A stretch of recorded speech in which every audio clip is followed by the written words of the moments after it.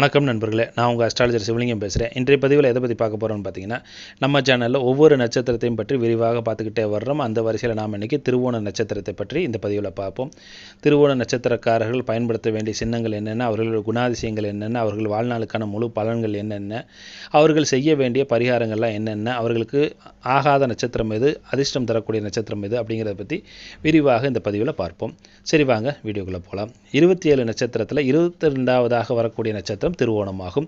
இது ஒரு ஆண் நட்சத்திரம். இது ஒரு ராஜயோகம் பொருந்திய அமைதியான நட்சத்திரமாகும். இதனுடைய 4 பாதமுமே பார்த்தீங்கன்னா மகர ராசியிலே வரக்கூடிய அமைப்பாகும். நட்சத்திர அதிபதி யாருன்னு பார்த்தீங்கன்னா சந்திரன் ஆவார். ராசி அதிபதி சனி ஆவார். இது காலபுருஷனுக்கு கர்மஸ்தானம் என்று அழைக்கப்படக்கூடிய 10ஆம் பாவகத்தில் வரக்கூடிய நட்சத்திரமாகும். இந்த நட்சத்திரத்துடைய சின்னங்கள்லாம் என்னென்னு பார்த்தீங்கன்னா அம்பு, நாரை, காது, வாள், முழக்கோல், உலக்கை போன்றவையெல்லாம் இந்த நட்சத்திரத்தினுடைய சின்னங்களாகும். நட்சத்திர அதிபதி யாருன்னு பார்த்தீங்கன்னா மகாவிஷ்ணு ஆவார். திருமால் பிறந்த நட்சத்திரமே திருவோணம் ஆகும். நட்சத்திரங்களில் 2 நட்சத்திரங்களுக்கு மட்டுமே திரு எனும் அடைமொழியோடு அழைக்கப்படுகிறது. ஒன்று திருவாதிரை, இது சிவன் பிறந்த நட்சத்திரமாகும். மற்றொன்று திருவோணம், இது திருமால் பிறந்த நட்சத்திரமாகும். திருவோணம் என்றாலே தமிழில் படிப்பறிவு உடையது அப்படின்னு அர்த்தமாகும். காது என்றும் அழைப்பார்கள்.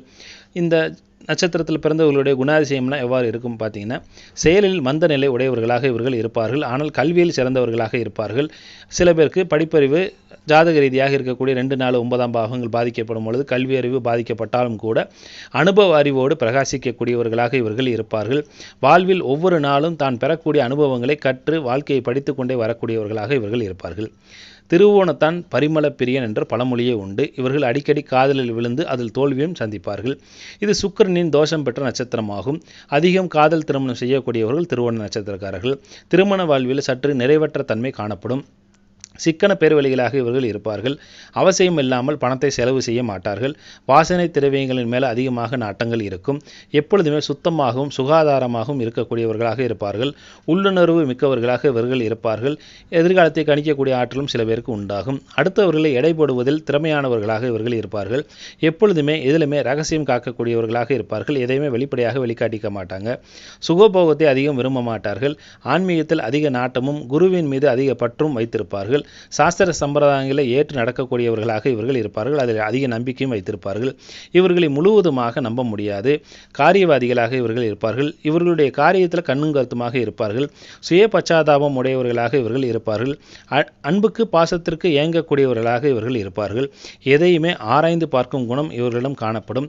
யார் சொல்லுவதையுமே அப்படியே நம்பிவிட மாட்டார்கள். ஆழ்ந்து சிந்தித்து இதை ஏன் எதற்கு இவன் இங்கே சொல்கிறான் அப்படின்ற யோசித்து ஆராய்ந்து பார்த்தே முடிவுக்கு வருவார்கள். அளவோடு பேசக்கூடியவர்கள் இவர்கள். குடும்பத்தின் மீது அதிக பாசம் வைத்திருப்பார்கள். குறிப்பாக பார்த்தீங்கன்னா தாயின் மீதும் மனைவியின் மீதும் அதிக பாசம் வைத்திருப்பார்கள். அதிலும் குறிப்பாக மனைவி தாய்மை பேறு அடைந்த பிறகு அந்த மனைவியின் மீது உயிரை வைத்திருக்கக்கூடியவர்களாக இவர்கள் இருப்பார்கள். அடுத்தவர்களின் தவறை சுட்டிக்காட்ட தயங்காதவர்களாக இவர்கள் இருப்பார்கள். அதனால் பார்த்தீங்கன்னா அதிகம் பகைவர்களை சம்பாதித்து கொண்டே போவார்கள். இயற்கையாகவே இவர்களுக்கு தாழ்வு மனப்பான்மை அதிகமாக இருக்கும். சந்தேக புத்தி பிறவி முதலே இவர்களுக்கு இருக்கக்கூடிய அமைப்பில் இருக்கும். பசி தாங்க மாட்டார்கள். மனைவிக்கு பயந்து நடக்கக்கூடியவர்களாக இவர்கள் இருப்பார்கள். கற்பனை திறன் அதிகமாக இவர்களுக்கு இருக்கும். கதை கவிதையெல்லாம் நிறைய பேர் எழுதக்கூடிய அமைப்பில் வருவாங்க. இல்லற வாழ்க்கையில் சற்று சலனத்துடன் நடந்து கொள்வார்கள். குளிர்ச்சியான தேகம் உடையவர்களாக இருப்பார்கள். தொழிலை பற்றிய சிந்தனைகள் அதிகம் மனதில் ஓடிக்கொண்டே இருக்கும். இந்த நட்சத்திரத்துக்கே பார்த்தீங்கன்னா மாயோன் வைரம் என்றொரு பெயரே உண்டு. நட்சத்திர அதிதேவதையே மகாவிஷ்ணு ஆவார். கருடன் மேலே அமர்ந்திருக்கக்கூடிய பெருமாள் படத்தை வீட்டிலோ அலுவலகத்திலோ இந்த நட்சத்திரத்தில் பிறந்தவர்கள் மாட்டி வைப்பது மிகச்சிறந்த யோகத்தை இவர்களுக்கு செய்யும். வருடத்திற்கு ஒரு முறையாவது திருப்பதி சென்று வருவதும் சிறப்பான பலன்களை இவர்களுக்கு தரும். மார்கழி மாதத்தில் நிச்சயமாக இவர்கள் அசைவ உணவு உண்ணக்கூடாது.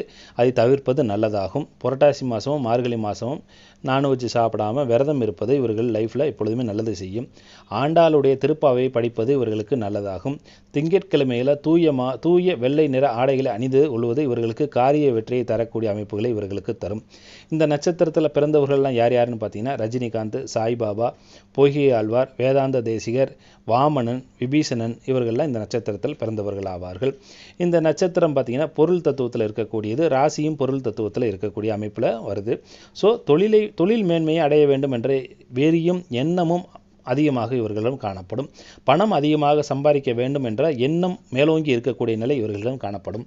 திருவோணம் சுட்டிக்காட்டக்கூடிய உடல் உறுப்புகள் என்னென்னு பார்த்தீங்கன்னா நிணநீர் சுரப்பிகள், முழங்கால்கள், தோல் போன்றவற்றையெல்லாம் குறிக்கும்.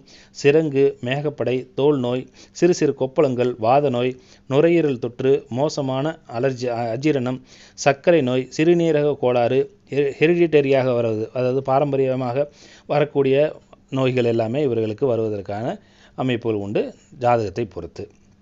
அதுக்கடுத்து பார்த்தீங்கன்னா இவர்கள் பயன்படுத்த வேண்டிய சின்னங்கள்லாம் என்னென்னு பார்த்தீங்கன்னா நாரை படம், குரங்கு படம், அம்பு, உலக்கை, செந்நிற ரோஜாப்பூ, அதாவது சிகப்பு ரோஜாப்பூ இருக்குது பார்த்தீங்கன்னா அந்த ரோஜாப்பூ, கருடன் மேலே அமர்ந்திருக்கக்கூடிய பெருமாள் படம், சீதா படம், காது வடிவில் இருக்கக்கூடிய சின்னங்கள், அதாவது உதாரணத்துக்கு ஓம், அது ஓம் காது வடிவில் இருக்குது பார்த்தீங்களா, ஓம் என்னும் காது வடிவில் இருக்கக்கூடிய சின்னங்கள், 3 பாத சுவடுகள், ஏன்னா வாமனன் பிறந்ததே இந்த நட்சத்திரமாகும்.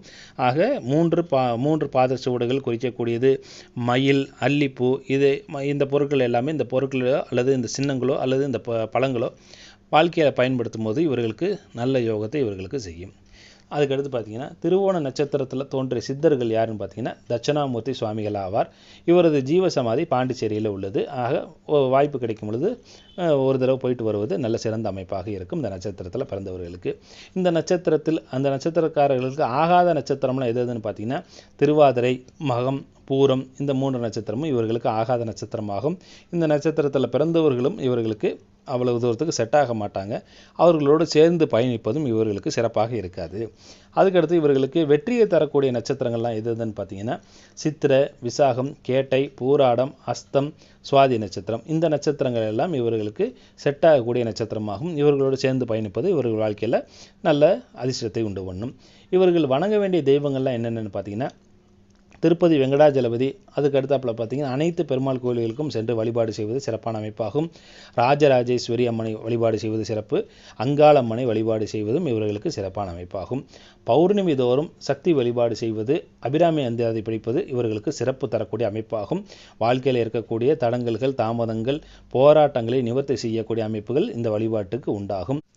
இவர்களுடைய இறை வழிபாட்டிற்கு வெள்ளி பொருட்கள், வெண்கல பொருட்கள் உபயோகிப்பது மிக சிறப்பான அமைப்பை இவர்களுக்கு தரும். இறை சக்தியை கூடுதலாக பெற்றுத்தரக்கூடிய அமைப்புகள் இவர்களுக்கு இந்த வெள்ளி பொருட்களையோ வெண்கல பொருட்களையோ உபயோகப்படுத்தும் பொழுது கிடைக்கும். ஏதேனும் வேண்டுதல்கள் நிறைவேறணும்னா வெள்ளை எருக்கம்பூ மாலையை விநாயகருக்கு சாற்றி வழிபாடு செய்யும் பொழுது அந்த நினைத்த காரியத்தை நிறைவேற்றி தரக்கூடிய அமைப்பை விநாயகர் இவர்களுக்கு அருள்வார். சரி, இவர்கள் செய்ய வேண்டிய பரிகாரங்கள்லாம் என்னென்னு அப்படின்னு பார்க்கும் பொழுது திருவோண நட்சத்திரமே பார்த்தீங்கன்னா ஆலயத்தையும் அரிசி மாவையும் குறிக்கக்கூடியதாகும். அதனால் கோயில்களில் கோலம் இடுவதற்கோ அல்லது ஆலயங்களில் உள்ள மடப்பள்ளிக்கு பிரசாதம் தயாரிப்பதற்காகவோ அரிசி மாவை தானமாக கோயில்களுக்கு தருவது மிகச்சிறந்த அமைப்பாகும். இவர்கள் சிறந்த பரிகாரமாக இருந்து வாழ்க்கையில் இருக்கக்கூடிய அனைத்து விதமான தடைகளையும் நீக்கித்தரும்.